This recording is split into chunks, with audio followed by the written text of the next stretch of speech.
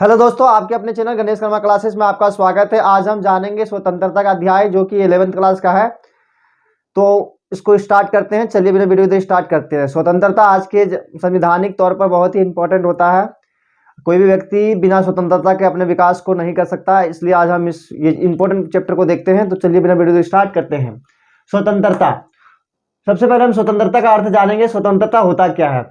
स्वतंत्रता शब्द को अंग्रेजी भाषा में लिबर्टी कहते हैं, यानी कि स्वतंत्रता को अंग्रेजी में लिबर्टी कहते हैं, जो कि लैटिन भाषा से बना हुआ है, जिसका अर्थ होता है पूर्ण स्वतंत्रता। यानी कि कोई भी चीज, स्वतंत्रता का अर्थ होता है सीधा सा हमारा होता है कोई भी चीज करने की आजादी। ठीक है, किसी प्रकार का बंधन ना होना, यानी कि किसी प्रकार के बंधन ना होना, कोई भी आपको कुछ रोक टोक नहीं करे, वो हमारा स्वतंत्रता कहलाता है। यानी अब जहां मर्जी जा सकते हैं, जहां मर्जी घूम सकते हैं, जो आपकी इच्छा कर रहा है वो आप कर सकते हैं। ये क्या हमारा स्वतंत्रता का एक उदाहरण है।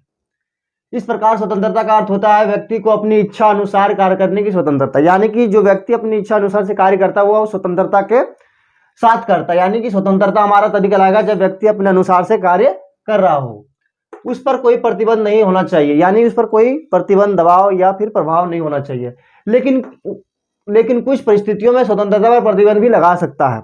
यानी कि भारत एक हमारा क्या है, लोकतांत्रिक देश है। तो लोकतांत्रिक देश में व्यक्ति के विकास के लिए कई बार हमें प्रतिबंध का भी सामना करना पड़ता है, परंतु उसे उन अवसरों की भी प्राप्ति होनी चाहिए जो उनके विकास में सहायक हो। यानी कि स्वतंत्रता के अंतर्गत उन चीजों को भी देखना बहुत जरूरी है जिससे व्यक्ति को विकास करने में सहायक हो।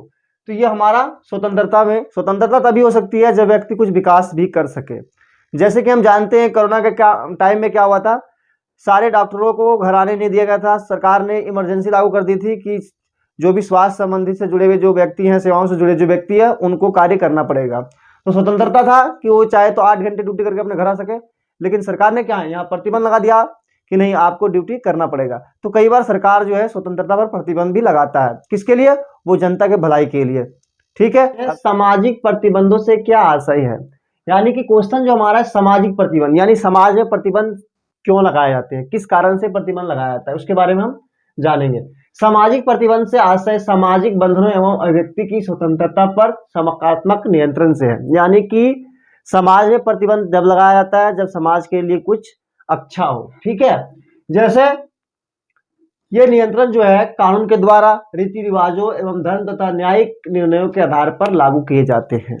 ठीक है, ताकि समाज में शांति एवं सौहार्द बना रह सके। यानी समाज के भलाई के लिए और समाज में शांति सौहार्द यानी खुशहाल जीवन जीने एवं समाज में शांति स्थापित करने के लिए हमारा जो प्रतिबंध लगाया जाता है वो हमारा क्या होगा, सामाजिक प्रतिबंध हो जाएगा। परंतु यह बात यह उल्लेखनीय है कि सभी प्रकार के प्रतिबंध स्वतंत्रता के लिए आवश्यक नहीं है। यानी कि जो भी सब प्रतिबंध लगाया जाता है वो सारे के सारे सामाजिक निर्णय पर नहीं लगाया जाता, कुछ उनके अलग उद्देश्य होते हैं।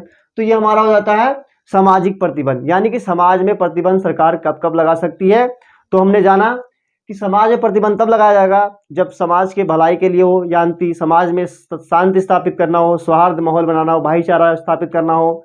तो उसमें क्या होता है कि सरकार का एक दायित्व बन जाता है। संविधान में इस बारे में बताया गया है कि अगर किसी प्रकार से कोई परेशानी आती है और कोई शांति माहौल को बिगाड़ने की कोशिश किया जाता है तो उस स्थिति में हमारा सामाजिक प्रतिबंध लगाया जा सकता है। ये स्वतंत्रता के अंतर्गत आपको बताया गया है। और देखते हैं अभिव्यक्ति की स्वतंत्रता से क्या अभिप्राय है। यानी कि अभिव्यक्ति मतलब अपने भाषण को हम किस प्रकार से प्रकट कर सकते हैं, कहाँ तक हमें आजादी दी गई है, ये हमारा अभिव्यक्ति की स्वतंत्रता के अंतर्गत आता है। यानी कि अभिव्यक्ति मतलब अपने विचारों को प्रकट करने की बात कहा गया। इसमें प्रत्येक नागरिक को भाषण देने, विचार प्रकट करने की स्वतंत्रता प्राप्त होती है। यानी कि भारत जो भी देश हमारा लोकतांत्रिक है, यानी कि हर देश आज अपने लोगों को बातों को रखने की अधिकार देता ही है। यानी कि अभिव्यक्ति के अंतर्गत प्रत्येक नागरिक को भाषण देने का अधिकार दिया गया है और अपने विचारों को प्रकट करने की स्वतंत्रता दी गई है।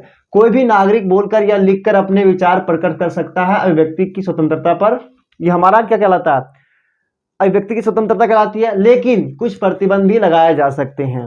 ऐसा नहीं कि आपको बोलने की आजादी दी गई है तो आप कुछ भी कमेंट या कोई भी बातें बोल सकते हैं, या भड़काऊ भाषण नहीं दे सकते हैं, या कोई ऐसा बात नहीं बता सकते हैं, बोल सकते हैं जो समाज के लिए या देश के लिए अच्छा ना हो। तो हमारे अभिव्यक्ति की स्वतंत्रता के अंतर्गत कुछ प्रतिबंध भी लगाया जाता है। जैसे अपमानजनक शब्द, यानी कि कोई भी व्यक्ति अगर कहीं जा रहा है आप उसको गाली नहीं दे सकते, वो ऐसा बात नहीं बोल सकते जिससे उसको दिल को मतलब चोट पहुंचा हो, यानी कि उसे गुस्सा आ जाए, ऐसा बातें आप नहीं बोल सकते हैं।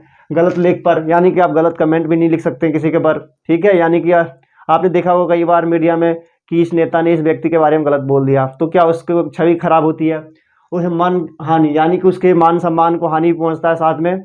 तो हर कोई अपना जीवन जीना चाहता है सही तरीके से, तो आप किसी के ऊपर गलत कमेंट भी नहीं कर सकते, यानी उसको मतलब इनकी इज्जत को हम कम नहीं कर सकते। यानी न्यायालय का अपमान सत्कर, यानी कि न्यायालय पर अपमान करने पर, यानी कि न्यायालय पर अपमान नहीं कर सकते। साथ में क्या है कि न्यायालय के ऊपर आप कुछ बोल नहीं सकते कि आपने सही फैसला नहीं सुनाया, आपके ऊपर विश्वास नहीं है, ये क्या न्यायालय का अपमान है, तो आप इसके बारे में गलत बात नहीं बोल सकते हैं।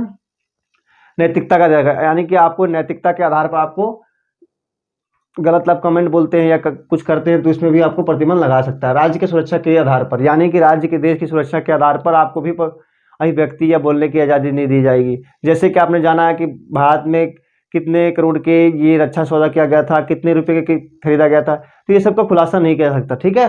तो ये राज्य सुरक्षा के अंतर्गत आ सकता है हमारा। तो आशा करते हैं वीडियो आपको पसंद आई होगी, और चैनल से जुड़े रहने के लिए चैनल को सब्सक्राइब करें, और ऐसा ही दूसरा पार्ट देखने के लिए चैनल को सब्सक्राइब कर ले और कमेंट करके बताएं वीडियो कैसी लगी दोस्तों, और दोस्तों को भी शेयर करें। वीडियो अच्छी लगी हो तो चैनल को भी सब्सक्राइब करके रख लीजिएगा। धन्यवाद, मिलते हैं नेक्स्ट वीडियो में।